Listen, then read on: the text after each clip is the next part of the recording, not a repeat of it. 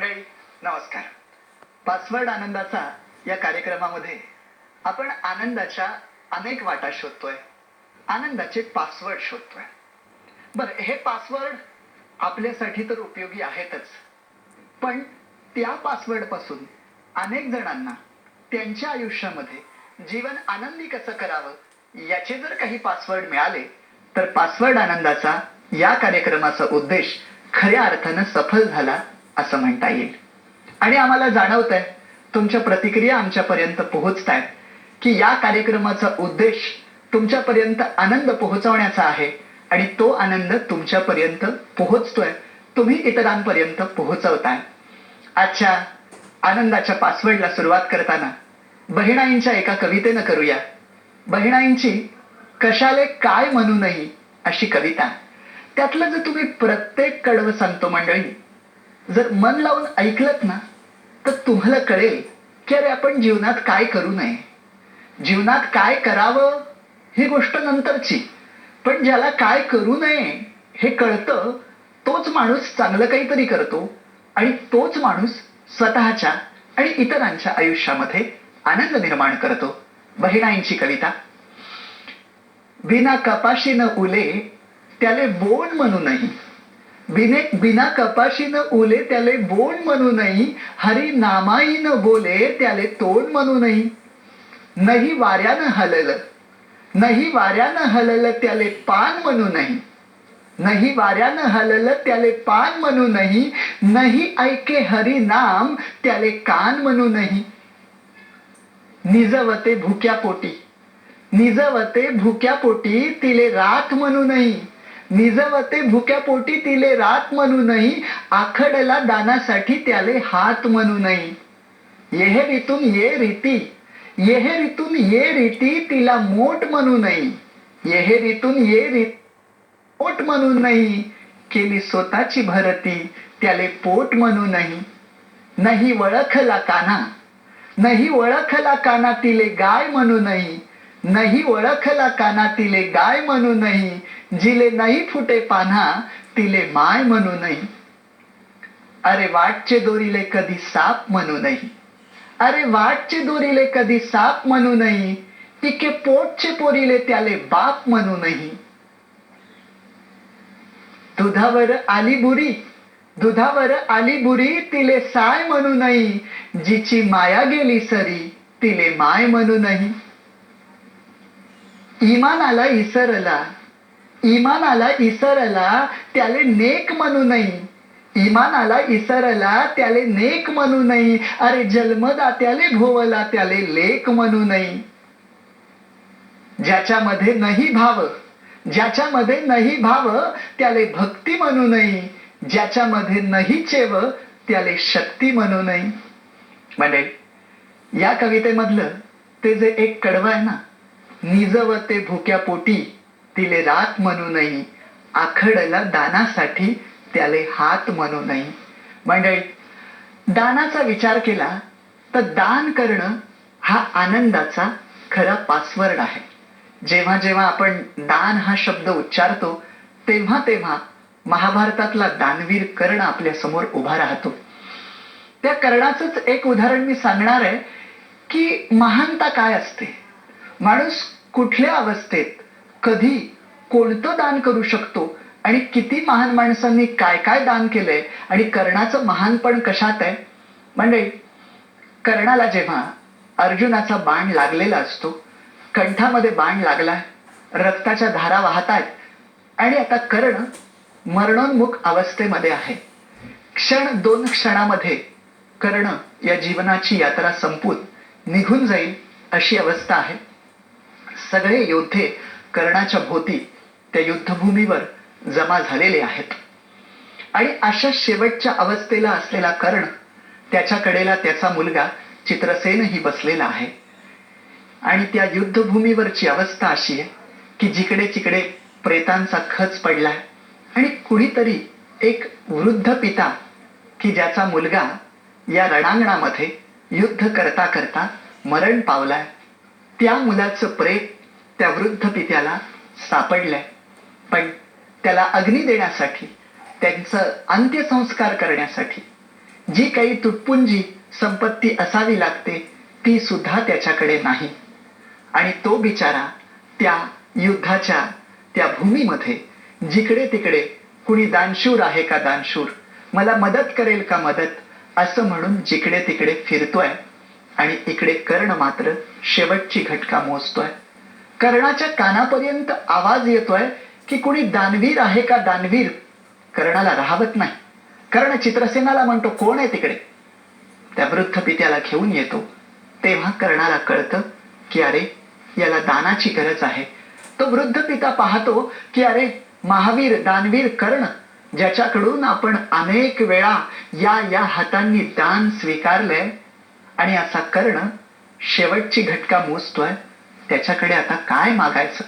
म्हणून तो संकोचून हतबल होऊन पुढे जायला निघतो. कर्ण त्याला थांबवतो. कर्ण म्हणतो, जाऊ नका. थोडासा विचार करतो की अरे या अवस्थेत आता या दानासाठी आपल्याकडे काय आहे. आतापर्यंत आपल्या दारी जो जो याचक आला तो कधी रिकामा परत गेला नाही. अरे कवचकुंडल मागितली ती सुद्धा आपण दिली, आणि आता याच्या पुत्राचं दहन करण्यासाठी आपण त्याला थोडंसं दान करू शकत नाही. मनामध्ये कर्ण खिन्न असतो. आणि तेवढ्यात त्याला काय सुचतं, तो मुलाला चित्रसेनाला सांगतो, जा एक दगड घेऊन ये. चित्रसेनाला कळेना दगड कशासाठी, दगडाचा आणि दानाचा काय संबंध. चित्रसेन वडिलांची आज्ञा पाळतो, दगड घेऊन येतो. आणि त्यानंतरचा प्रसंग मात्र हृदयद्रावक आहे.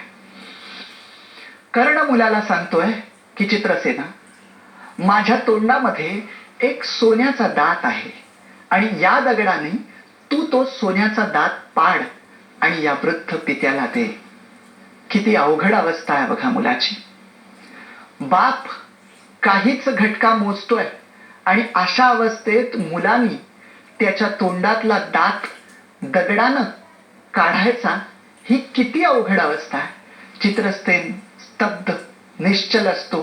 चित्रसेन काही ऐकण्याच्या मनस्थितीत नसतो. शेवटी कर्ण सांगतो, मी सेनापती आहे, सेनापतीच्या आज्ञेचं पालन झालं पाहिजे. चित्रसेनाच्या पुढे पर्याय नसतो. चित्रसेन त्या दगडानं तो दात पाडतो आणि कर्णाच्या हाती ठेवतो. कर्ण त्या सोनेरी दाताकडे पाहतो. त्याच्यावर रक्तानं माखलेला असल्यामुळे तो दात थोडासा रक्तानं माखलेला आहे. कर्ण पुन्हा मनात विचार करतो की अरे हे अशुद्ध दान आहे, याला पवित्र कसं करायचं. आता इथून पाणी कुठून मिळणार, आणि असं दान कसं आपण याचकाला द्यायचं. याचकाला दान द्यायचं तर ते शुद्ध असलं पाहिजे, ते पवित्र असलं पाहिजे. मग कर्ण ज्या सूर्याची उपासना केली, तो सूर्य असा समोर असतो. सूर्याकडे एक टक पाहतो, आणि एक टक पाहिल्यानंतर त्याच्या डोळ्यातनं अश्रू पाणी खाली टिपकायला लागतं. आणि त्या अश्रूंच्या पाण्यामध्ये तो दात तो धरतो आणि त्या दाताचं रक्त काढतो. जोपर्यंत तो दात स्वच्छ होत नाही तोपर्यंत तो सूर्याकडे एकटक पाहतो.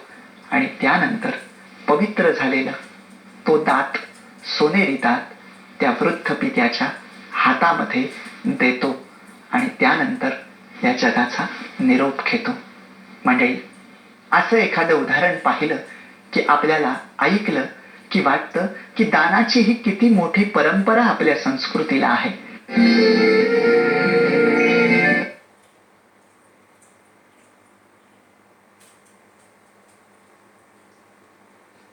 राम काही 5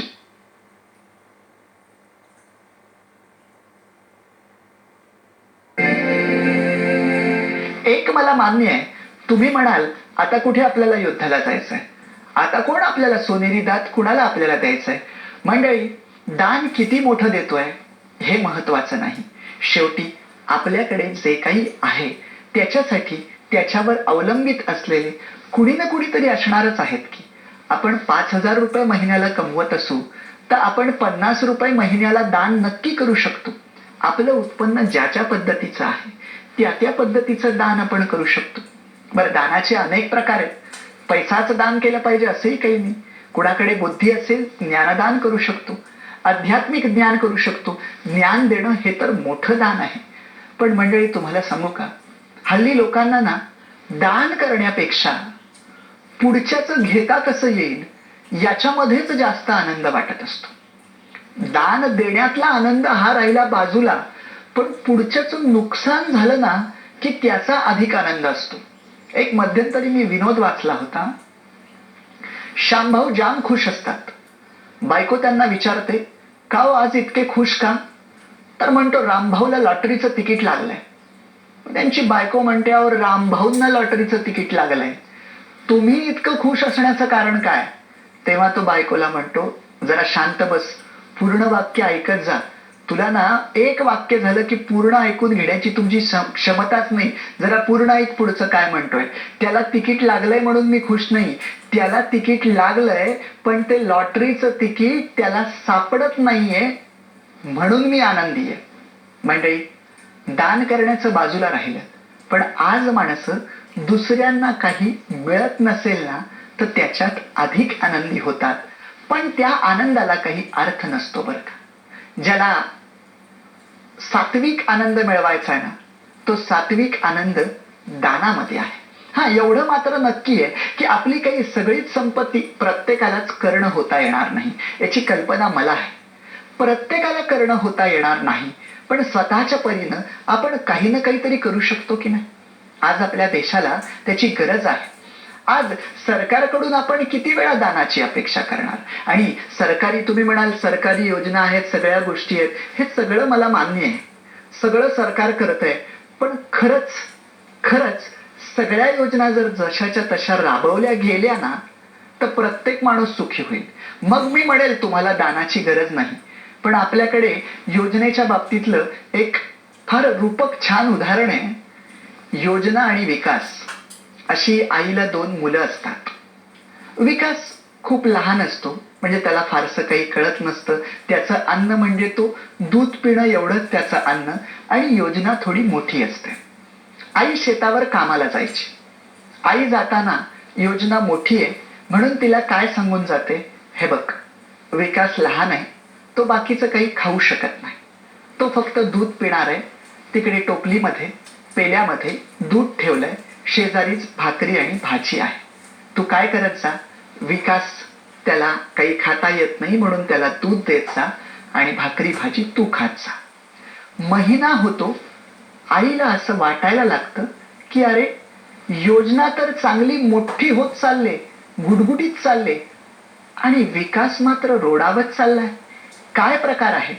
आणि मग तिच्या लक्षात येतं की अरे, योजना तिला जे सांगितलंय ते नेमकं उलट करते. दूध जे आहे ते स्वतः पितीये आणि भाकरी आणि भाजी ते सुद्धा स्वतः खातीये आणि त्यातलं थोडंसंच काहीतरी त्या बाळाला देते. मंडळी, आपल्याकडच्या योजनेचं आणि आपल्याकडच्या विकासाचं असंच होतंय. योजना वाढत चालल्यात आणि विकास मात्र रोडावतोय.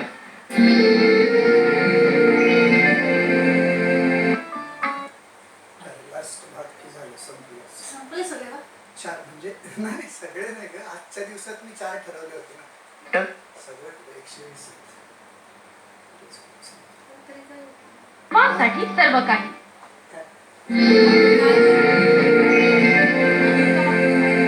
असं आपल्याकडे परिस्थिती आहे. पण हे सगळं आपलं आहे. आपण सरकारवर तरी किती अवलंबून राहणार? मला मी दानाचा विषय अशासाठी सांगितला, जगामध्ये जी माणसं आहेत, भारतात देशात जी माणसं सक्षम आहेत की जी बाकीच्यांना काहीतरी देऊ शकतात, त्यांनी जरी पुढे येऊन हे केलं तरी मला असं वाटतं आपण समाजामध्ये आनंद निर्माण करू शकू. तुमच्याकडे किती आहे याच्यापेक्षा तुमची प्रवृत्ती कशी आहे त्यावर तुम्ही दान देता की देत नाही हे अवलंबून आहे. अहो, माणसांकडे खूप असतं पण देण्याची प्रवृत्ती नसते.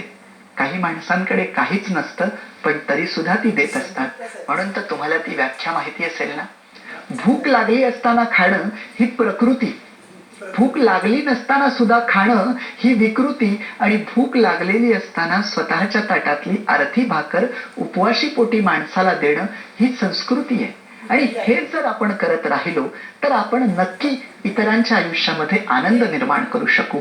पण एक काळजी, एक खबरदारी त्यात सुद्धा घ्यायला पाहिजे. तुम्ही म्हणाल कोणती?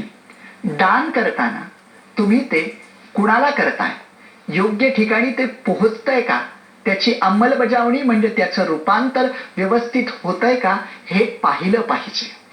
नाहीतर होतं असं आपण दान देणारी भरपूर माणसं आहेत पण ते योग्य ठिकाणी जात नाही. मला असं वाटतं आजही समाजामध्ये दान देणारी पुष्कळ माणसं आहेत पण ज्यांच्या हाती विश्वासानं दान द्यावं असे विश्वासाचे हात नाहीयेत. मला असं वाटतं विश्वासाचे हात हे माध्यम आहे. विश्वासाचे हात, त्या विश्वासाच्या हातांनी दोघांना जोडायचंय ज्यांना दानाची गरज आहे आणि जे दान देऊ शकतात. तुम्हाला जर दान देणं शक्य